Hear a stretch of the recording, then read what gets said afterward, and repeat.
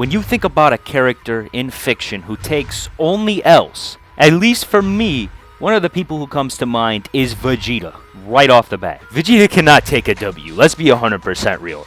He gets beat up by every single person. He gets beat up by Cell. He gets beat up by the androids. He gets beat up by Goku. He gets beat up by every single character in the series, basically. But for a Vegeta, at least he had some excuses.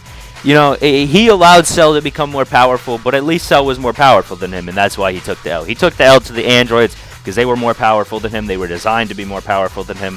And he took the L from Goku because he was getting jumped by the entire gang of Z fighters. But there is a character who should not take a single L because they are straight up stated to be the most powerful Avenger. It's Captain Marvel, the most powerful Avenger. But the most powerful Avenger seems to not take any W's. None. So let's go over her wins. She has a win, and that was in her single movie.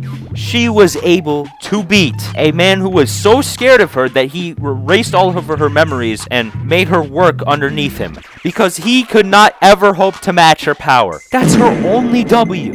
I was wrong about this being her only W, but her other W is against Ronin, and surprise, surprise, guess what she did? She let him go. That's not even really a W. Yeah, she pressed him into a hard spot, but like, she literally just let him go. And then that motherfucker comes back. He comes back in another movie with the Guardians of the Galaxy. At least Batman puts Joker in the prison every time he beats him. You just let the villain go for no reason. That's not even, we can't even count that. So then let's get into her L's. So the first L that we have is from the Marvel What If series. And that is her versus Thor.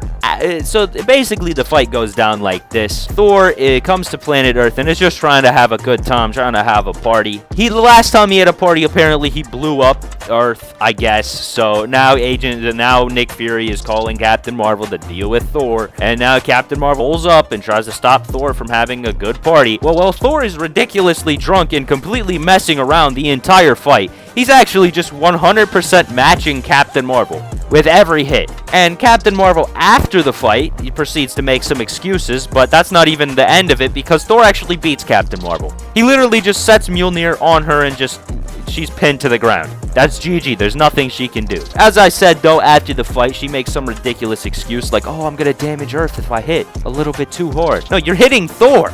It's a fictional show. Do you know how many times characters who could destroy the Earth have hit each other and not blown up the Earth? Now, the next L that we have is one of the most embarrassing L's that I have ever seen in my life. And it is when Captain Marvel, to be fair, this is an alternate universe, doesn't matter though, should be similarly strong. When Captain Marvel steps to Wanda, keep in mind this is not Scarlet Witch, this is just Wanda. So she's really suppressed at this point. Scarlet Witch is controlling Wanda from a completely different universe. So yeah, she's extremely suppressed at this point. Wanda fights Captain Marvel. Well, what happens is that in their fight, Wanda is able to apparently absorb Captain Marvel's power, and then the most embarrassing death I have ever seen from a character occurs. Captain Marvel gets flattened by a statue. How are you going to get flattened by a statue when you can beat a character, or apparently you can beat a character who can destroy the Earth? I should not be dying to a toothpick. If I die to a toothpick, that's just embarrassing. That's literally the biggest L of my entire life. And this is the effective comparison of what we're making here.